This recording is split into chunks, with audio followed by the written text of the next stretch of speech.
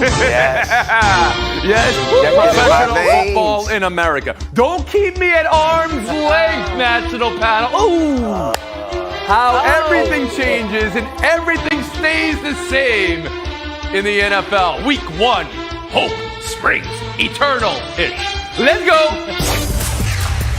Woo! Yeah. That was good.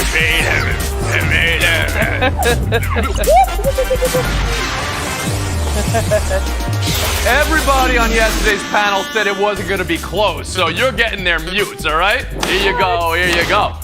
Because Dak looked great, and Brady is Brady, but we'll get to that in a second. For starters, speaking of close, how close Cowboys quarterback Jordan Lewis was to Chris Godwin, and then how he wasn't.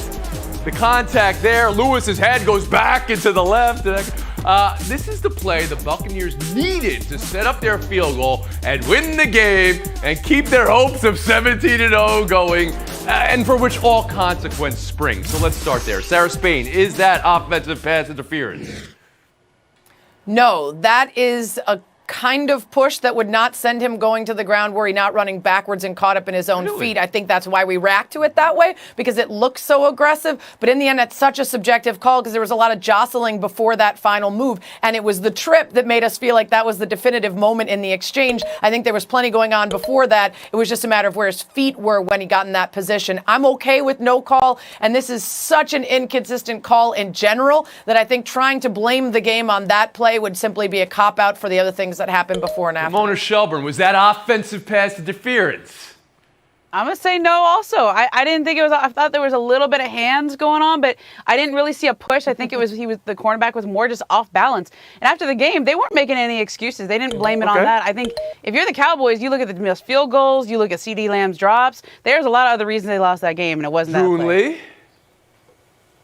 Yeah, I'm right there with Sarah and Ramona. I think that there was a lot of things that led up to that moment that was the reason why the Cowboys lost. And I think that was a play where the ball is thrown off shoulder and everyone's kind of off balance. And it's a 50-50 play, especially when you're in Tampa Bay and it's the night that the Buccaneers are putting up the banner for the championship. Well, okay, hold on a second. Let's spelunk a little bit deeper here then. Because it was the defending champs, because it was Tom Brady, then we're not going to make that call, June? No, what I'm saying is that the referees are probably going to be inclined to not make that call because they are in Tampa Bay. Well, that's what you're saying. And it's one of those things where Admit to what you're saying, June. It's fine if that's how you feel it is. Are you making that call? I know the Cowboys have reasons why they lost the game. I know the Buccaneers have reasons why they won. But that specific hand motion from a receiver, extending like that, are you making that call?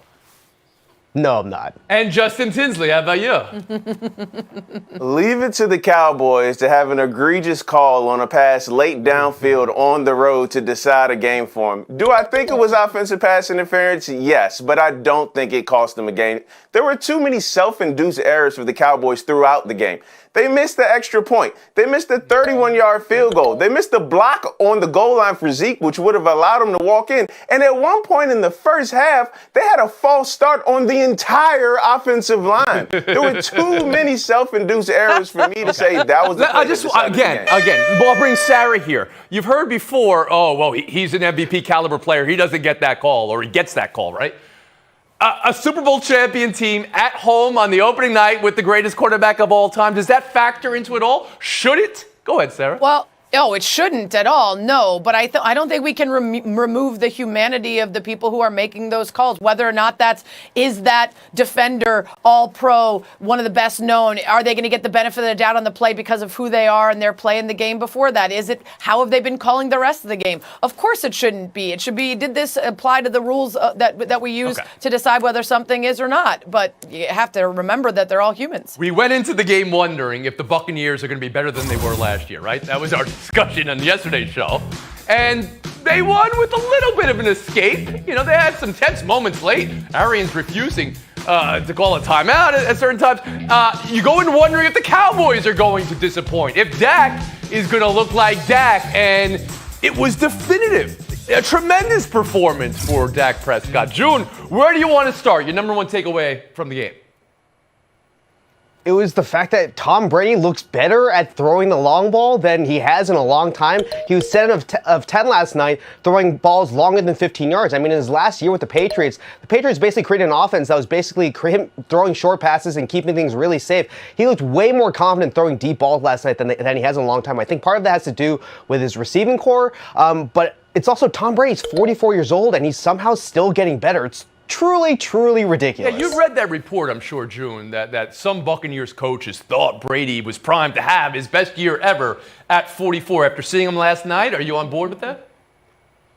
Yeah, I mean, there's one of those things where it makes me wonder if Brady's about to go on a run of his third string of Super Bowls with the Buccaneers. Like, it doesn't seem implausible right now. Ramona Shelburne, your number one takeaway from last night?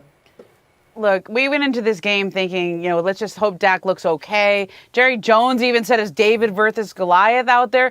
This was a great game. Dak Prescott looked like he can play. I mean, this is a guy who sat out a month because he had a shoulder injury in camp, too. I mean, we haven't seen him in about a year. And I actually think the Cowboys, if you walk out of that, yeah, they wanted to win the game, but they don't play another team who had a winning record last year until November 21st when they played the Chiefs. They look like a team that can rattle off some wins. Okay, so you're, changing the way you feel about the Dallas Cowboys after what you saw last night. Sarah, how about you?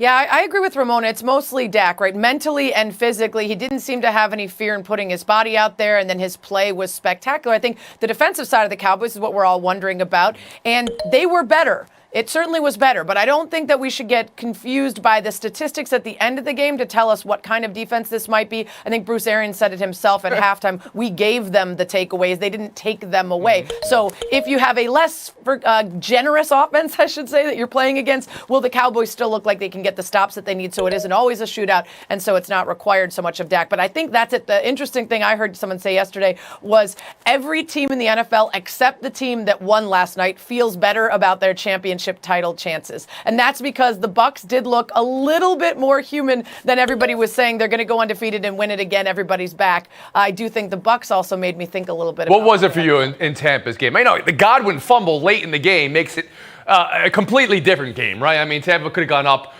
big at that point. So what was it specifically that made him look more human to you? There are concerns in the secondary, and there are definitely concerns with just offensive. I know last year they started really slow and they got much better, so there's time to clean it up. But it just wasn't the machine you expected from a team returning all of its starters and coaches. Justin Tinsley, I'll bring you in here. First on the number one takeaway you had from last night. I would use this time to speak about the secondary for Dallas that has to play better, but obviously for Dallas it's Dak. And there were two main elements about his game that really stood out to me.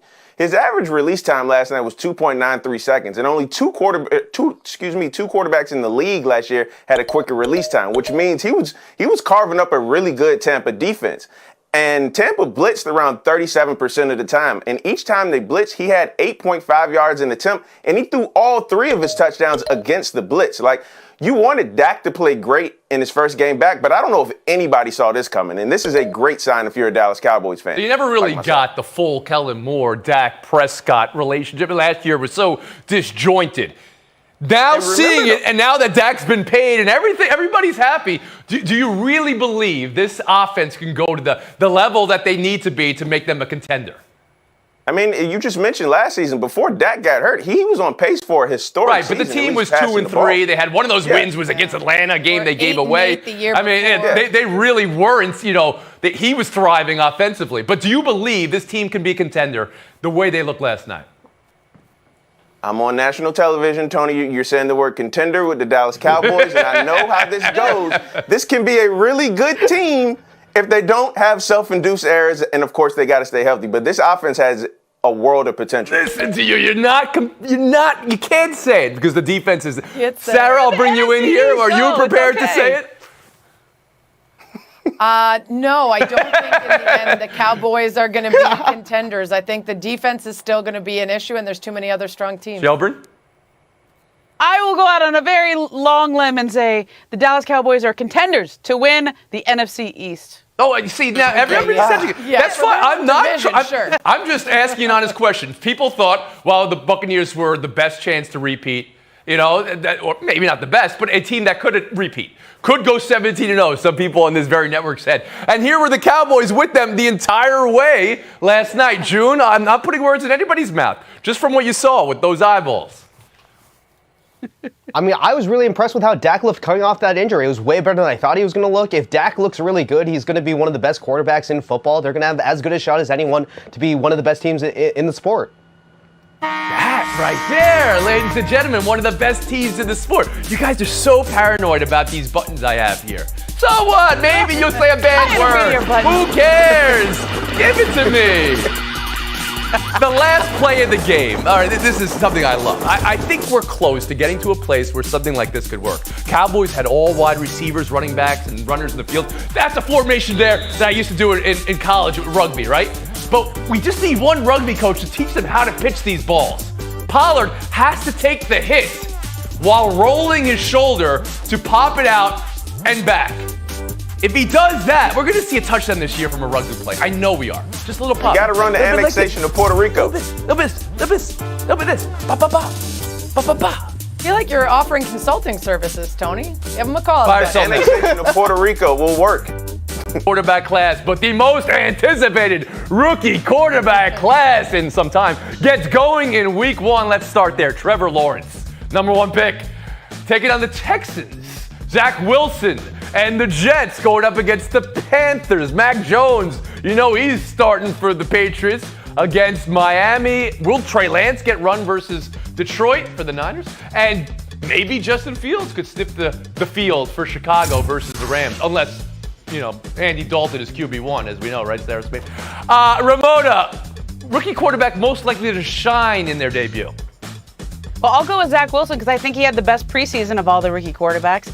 And the Jets have not had a great record with their rookie quarterbacks. There's been 5 who've started the season opener, but the last 4 have won, so he's got a good track record there.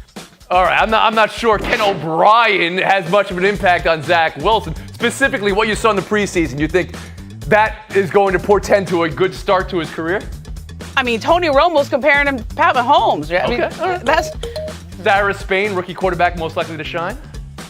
Well, Tony, I know you choose your words carefully. You said shine, not win, which is the big difference for me. I can see Trevor Lawrence and the Jags defeating a putrid Texans team. I don't think he's going to shine, though. I think he's going to be sitting on his butt for a lot of the game, and it's probably not going to be pretty even if they do get a W. So I'm taking Mac Jones because I think he's got the pieces around him to actually allow him to look like a competent quarterback right off the bat. And even though the Dolphins are a much tougher opponent, I do think that the Patriots system is better set up to have Mac shine right off the bat. You are a lawyer, Sarah Spain. You really, I'm going to have a new, here's the Both fire. Parents and my sister. Both parents and my sister. But I'm going to have a new filter sheep. for you, the Esquire filter. It's going to be like, you're going to be a judge. It's going to be a gavel. We'll call you the judge. Justin Tinsley, quarterback most likely to shine.